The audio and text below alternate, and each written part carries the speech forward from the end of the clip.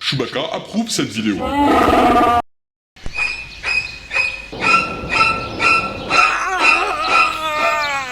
Oh, doucement, tu crois pas que t'exagères un peu là?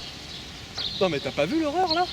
C'est qu'il faut avant tout replacer cela dans son contexte historique. Cette barre a été construite en 1960 suite à l'essor démographique de l'après-guerre. Il faut alors faire disparaître les bidonvilles français. La municipalité de Dijon voyait dans ces mécanos géants, très rapides à installer, une image de la cité radieuse de Le Corbusier réalisée à Marseille 8 années plus tôt. Un joli village vertical avec des logements donnant sur des coursives, des commerces dans l'immeuble, une école et même une piscine sur le toit.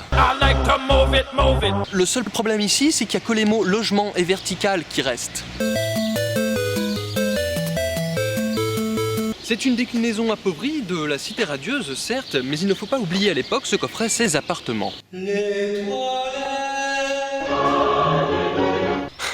Et oui, parce qu'avec ces 9 étages et 150 logements, on aurait eu une belle petite montagne de merde au bout d'à peine une semaine. Parce qu'au cas où vous ne l'auriez pas compris, avant on faisait caca dehors. Or la blague scatophile, ce genre de lotissement existe partout en France. Et pour une frange de l'opinion, les HLM apparaissent comme des espaces de vie enclavés et déshumanisés. Parfois le théâtre d'épisodes de violence. On parle même de ghetto.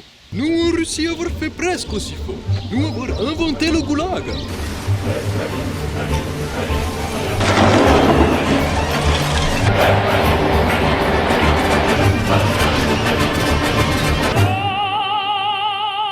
Mais qu'est-ce que tu fais, un joli goulag? À présent, la démolition de ces bars participe à la rénovation urbaine du quartier pour recréer de nouveaux espaces de vie. La municipalité se targuant de ne pas refaire, pour la cité, les mêmes erreurs que par le passé. Est-ce vraiment le cas? Les 105 millions d'euros engagés dans cette restructuration de quartier sont-ils bien investis? Vous le saurez dans la vidéo suivante en cliquant ici.